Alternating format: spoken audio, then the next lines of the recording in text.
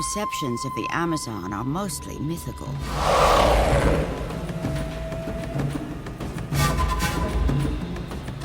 But in Amazonia, reality is more amazing than mythology.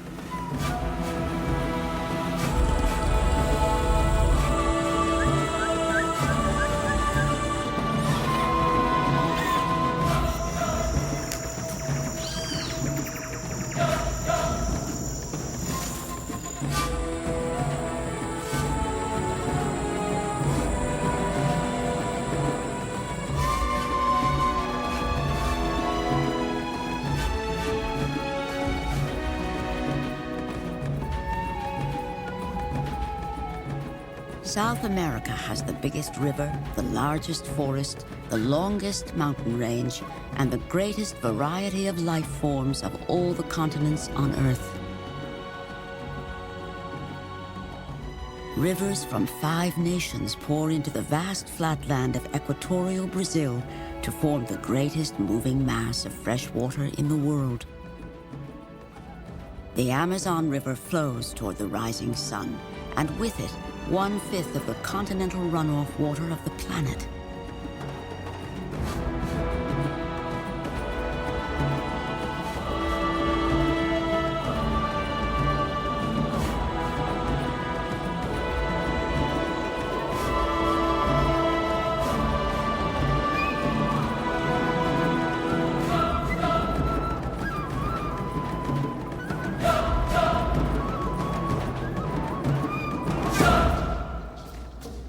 Among the distant sources of the Amazon is the timeless land of the Incas. Men of the Calhuaya tribe were medicine men to the royal family in bygone days of an empire larger than that of Rome.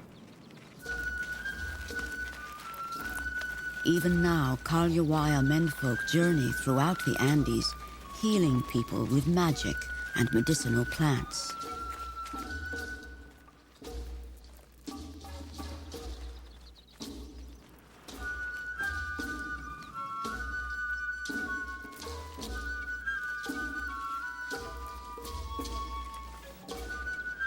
Julio Mamani will follow the tradition of his people. It saddens me there was no plant nor magic that could save my mother when she got sick. Whispered in Pukina, the secret language of the Incas, mysteries of the healing arts are passed generation to generation.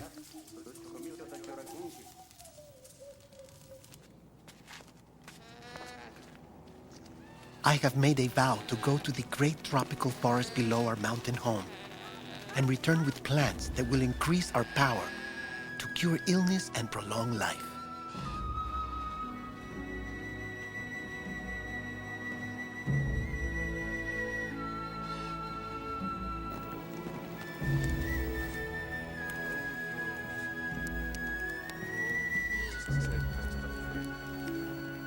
Acomani, the god mountain of our people, watches over the Calhuaya and has done so since our earliest beginnings.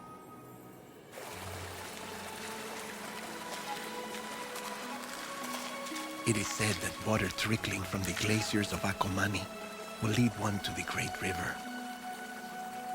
Sipping the melt of ancient ice brings rejuvenation. When I reach the tropical forest, perhaps I can trade the glacial water for an unknown elixir that will prolong life.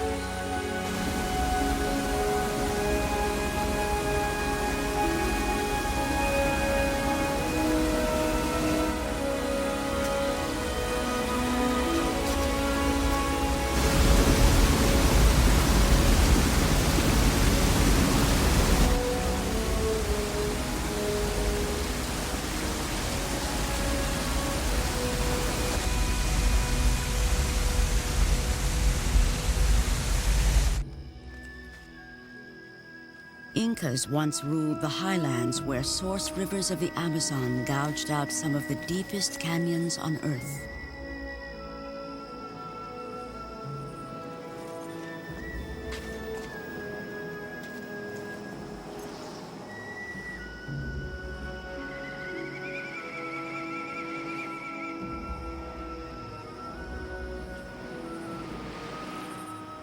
Machu Picchu, the lost city of the Incas, lies only 200 miles as the condor flies from Mamani's homeland.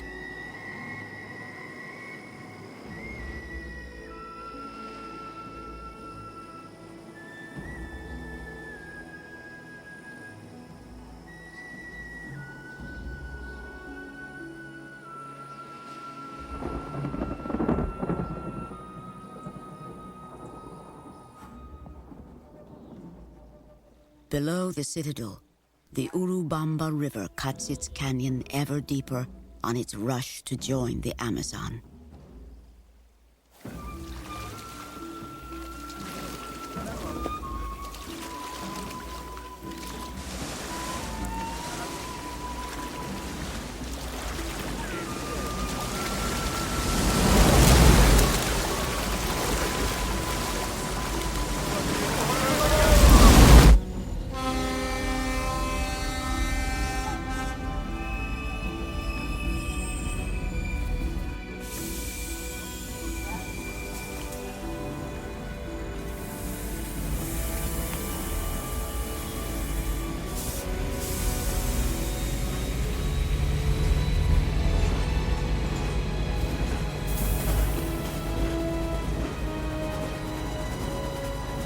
In the few short miles from mountain peaks to tropical forests, the traveler passes through as many ecological zones as on a trip from the North Pole to the equator.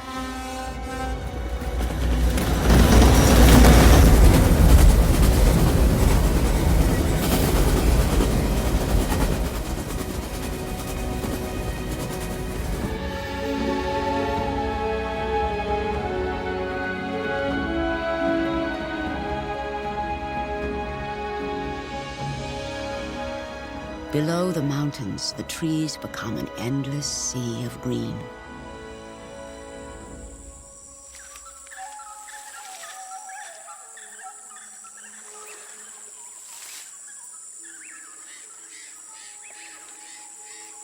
Dr. Mark Plotkin is also a medicine man. Like Mamani, he is in search of plants that will heal humanity's ills. He is an ethnobotanist. His hope? To find cures to diseases which Western medicine has not conquered.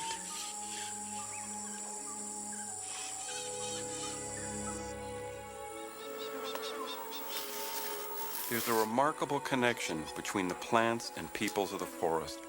Virtually every useful medicinal or agricultural plant that's come to us from the rainforest was first learned from indigenous people.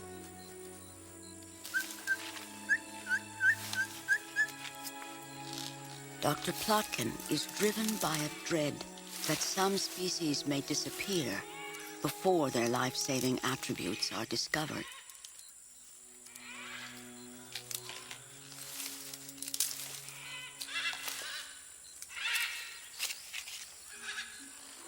In our search for new treatments for the diseases that plague us, the Amazon rainforest represents one of the most promising places to look.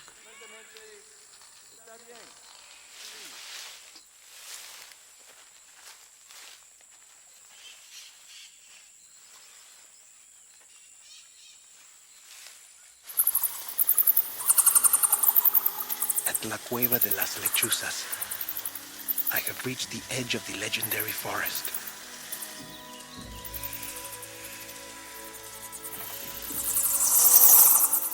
It seems to me a mystical gateway to the vast forest beyond.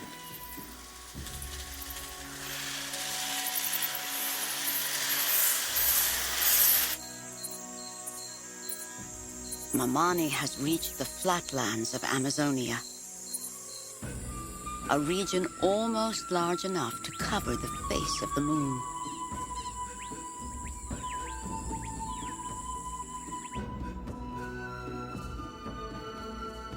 The Amazon basin is home to the planet's greatest celebration of diversity.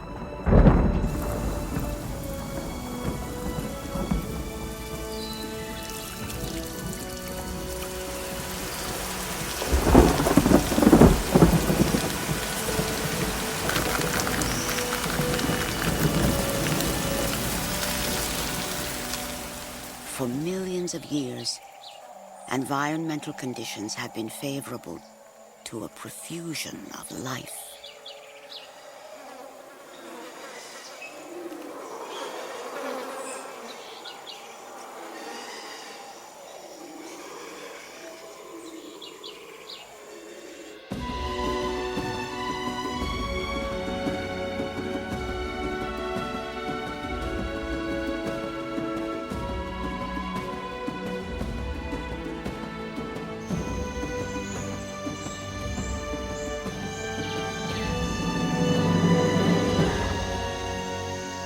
The canopy is largely unexplored. Its upper tier, where most of its life goes on, has barely been visited.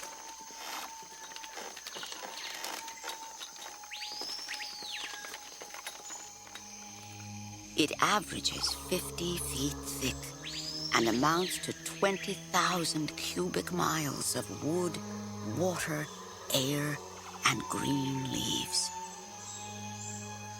Don Antonio is a shaman of the Kokama people.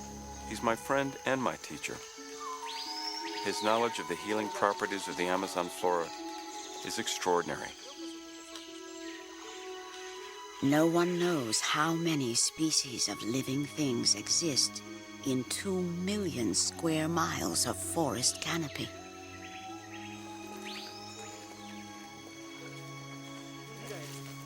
The Amazon houses a gigantic ecological machine of global importance. It is a world resource at risk. The biodiversity of the Amazon is unique. The only place of its kind in the world.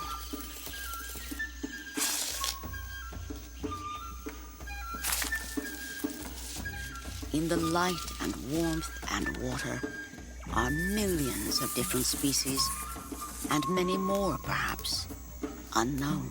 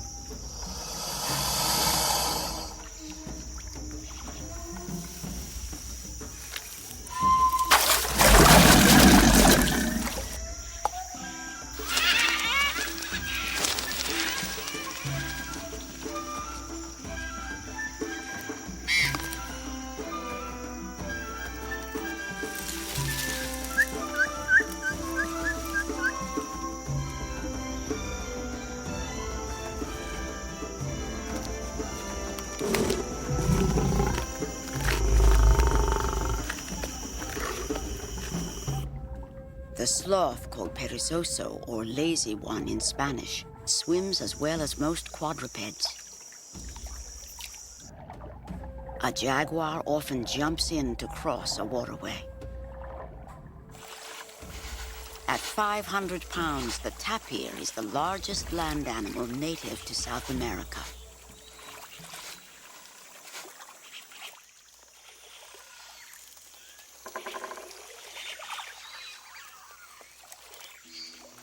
In mid-year, the Amazon rises to maximum flood, as much as 45 feet above its November minimum. With the deluge, aquatic life invades the once dry forest floor. The pirarucu is one of the main food fish of the Amazon. It can exceed 6 feet in length and 200 pounds in weight.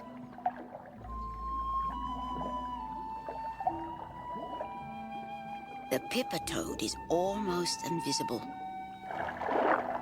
until it eats.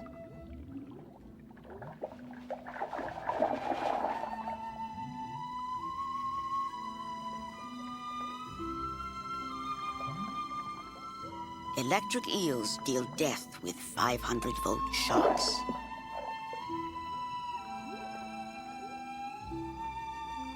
The piranha has the sharpest teeth of all predatory fish.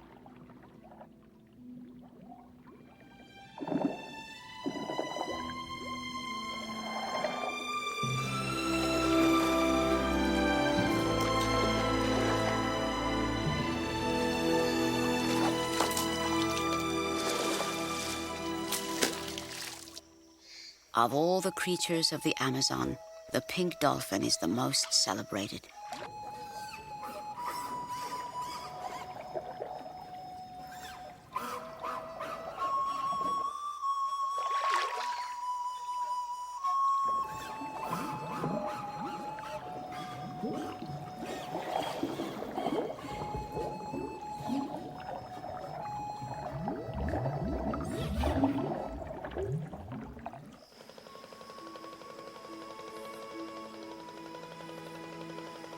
The thousands of miles of waterways remain the primary means of travel in the Amazon.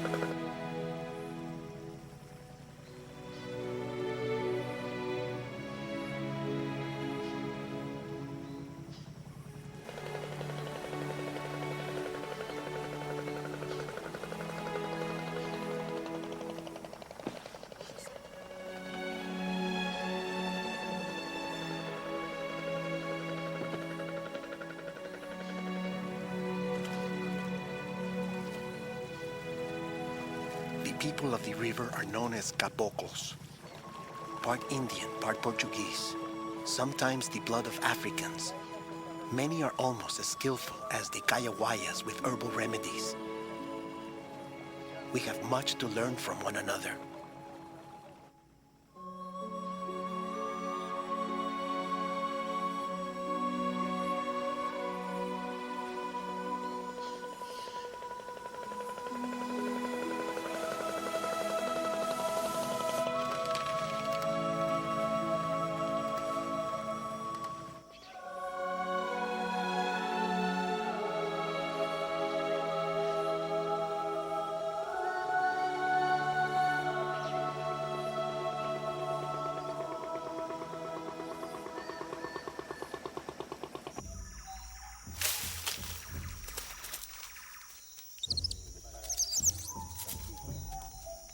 In my village, we use cobwebs to stop bleeding. Here I have been shown how to dress a wound with leaves that would coagulate blood. Most folk remedies and medicinal cures used by the caboclos come from the Indians.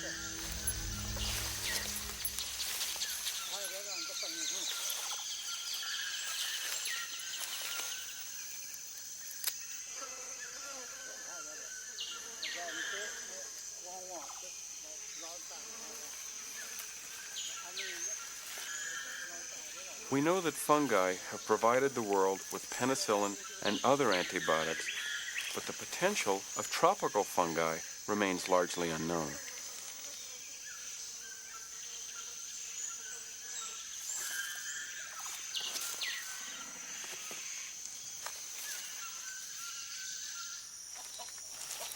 For millions of years, the Amazon was uninhabited by humans.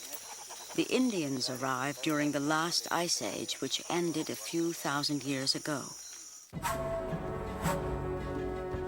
After the Europeans arrived 500 years ago, In quest of land, slaves, and gold, indigenous people fled deeper into the wilderness.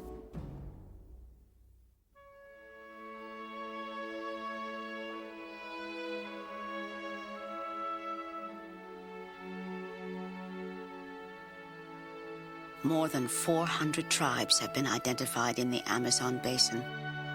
Others may remain undiscovered.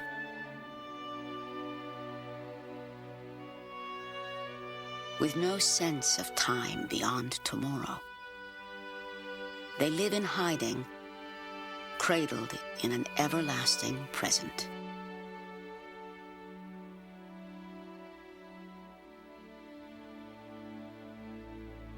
As late as 1943, the upper reaches of the Xingu River were largely unexplored. Orlando Villas-Boas and his brothers left São Paulo with an expedition called Roncador Xingu. Some things only happen once in the history of the world. It was a moment in time that can never be repeated. After 3 years and 3,000 kilometers of a path cut with machete, we encountered for the first time the Indian populations of the Alto Xingu. Very little was known about them, and they knew only enough of the outside world to stay hidden as in centuries passed.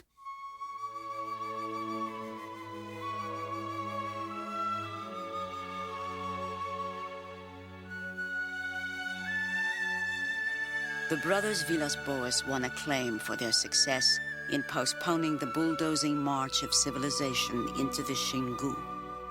In time, the Villas-Boas were overcome by road builders, malaria, and old age. But their dream for survival of the Indians lives on.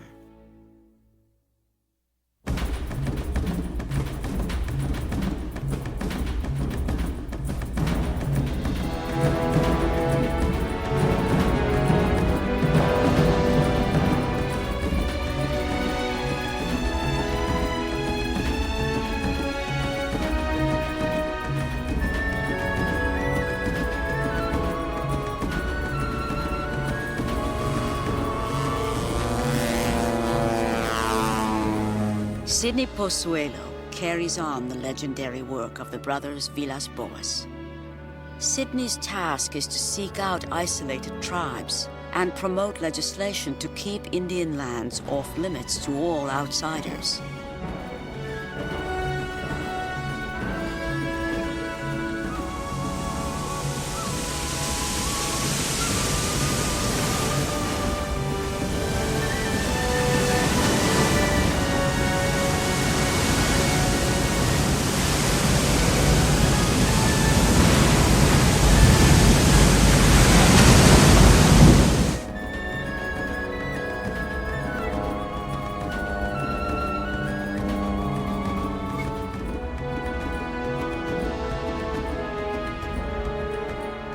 North of the Amazon mainstream, toward the Guiana highlands, lives a tribe of Indians known as Zoe. I believe the Indians should only be contacted when necessary to protect them. It's a dilemma. Do we artificially isolate them or share the technology of our modern world? Sidney was among the first to make contact with the Zoe. Only recently has their presence become known.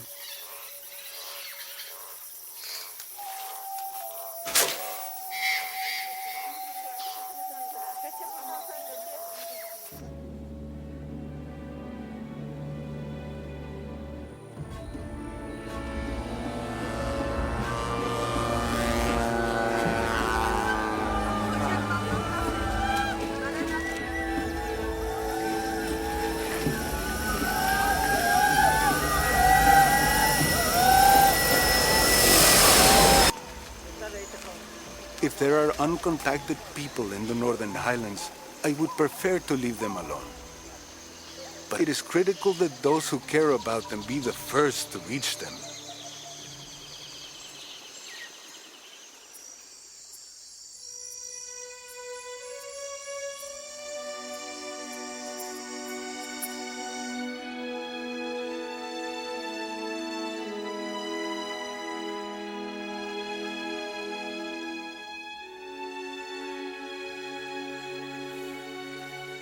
Mamani's search has brought him to the territory of the Yagua Indians.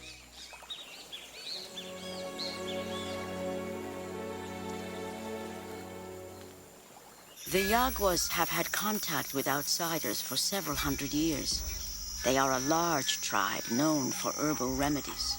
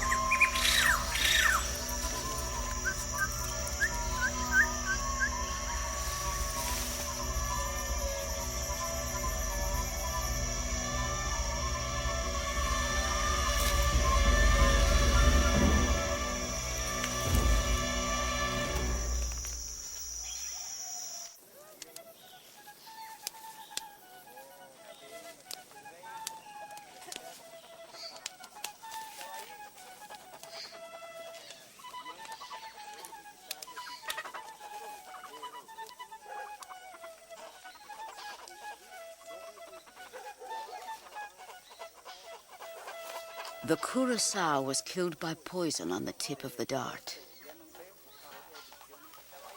It is an exotic potion made from plants and called curare. Curare is a secret mixture made of bark and leaves in different ways by many tribes throughout the Amazon. Dr. Mark Plotkin has been fascinated by the mysteries of curare poison for many years. Each tribe has its own recipe for curare. I believe that some of them will lead us to new and effective medicines. In the hands of Western physicians, curare has already become a life-giving medication. One type is used as a muscle relaxant, another as heart medicine. What Western scientists once dismissed as magic, we are now finding to have a very real therapeutic effect. Plotkin and other ethnobotanists hope to press and document as many plants as possible before the knowledge of the shamans is lost.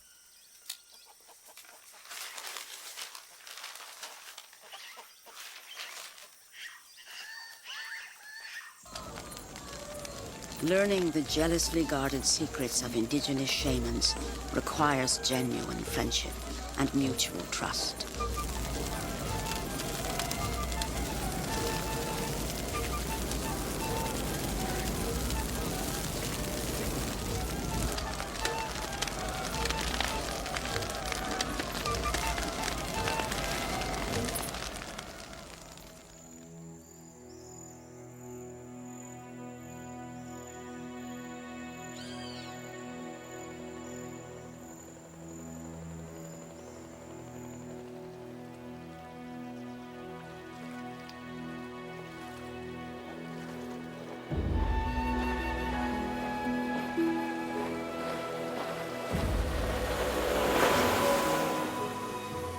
Trading my medicine, music, and magic for things I have needed has allowed me to move freely about. With distances so great, exchange of a cure for a very fast ride is a very good trade indeed.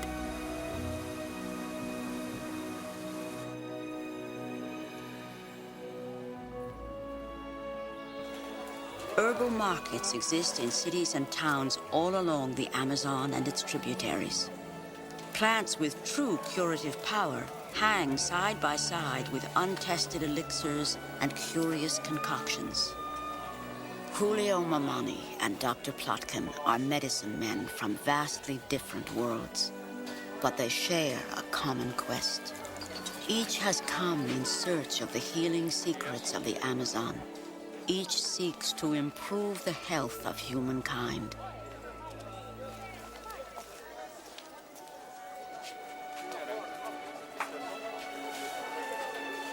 And for a fleeting instant, time stands still. And two distant worlds are one.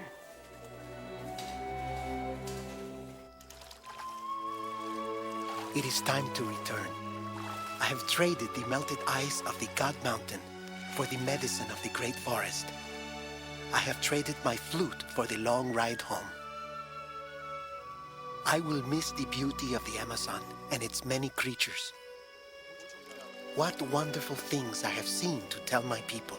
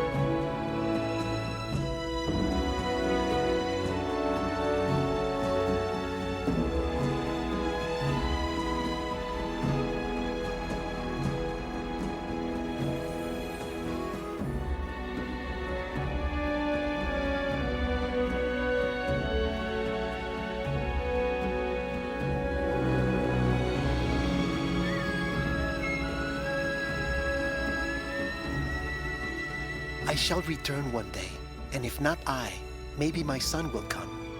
There is so much to learn, and yet so little time. Neither the shaman nor the scientist discovered a magic elixir to end all suffering, but each has gained new knowledge and discovered cures that will improve the health of humankind. The Amazon quest has only begun.